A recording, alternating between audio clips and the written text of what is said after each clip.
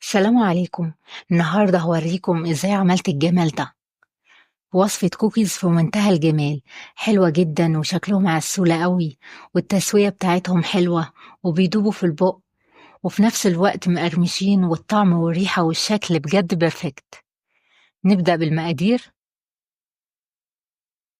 هستخدم كل المكونات دي. كل المكونات هتلاقوها موجودة في صندوق الوصف وبالكميات. هحتاج كوباية الا ربع زبدة بدرجة حرارة الغرفة.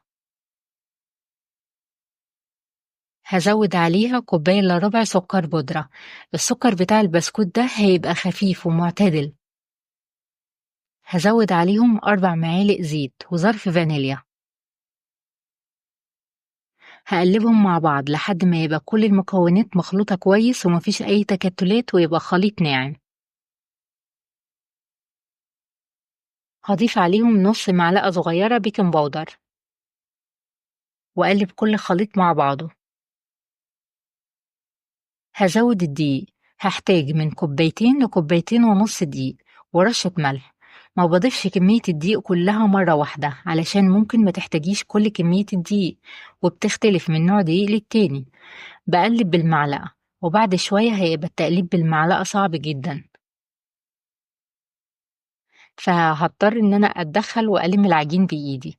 المفروض العجين تكون ناعم. اذا لقيتي فيها اي تشققات زودي زبدة او معلقة مية. بلم العجين لحد ما الاقيها بقت ناعمة. قسمت العجينة نصين، وبضيف على نص العجين التاني معلقة ونص كاكاو خام.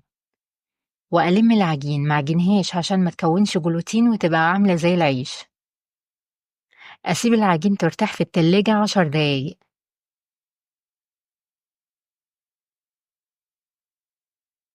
هشكلهم صوابع.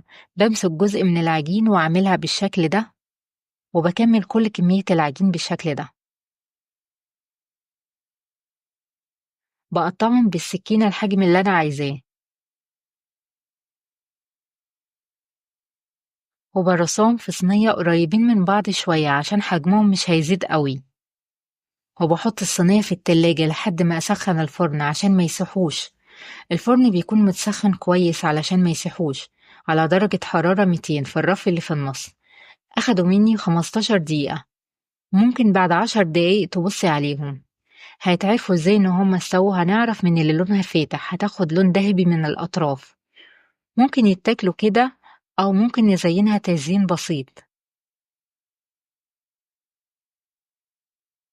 معايا نص كوباية شوكولاتة بيضة، سيحتها على حمام ماء ساخن.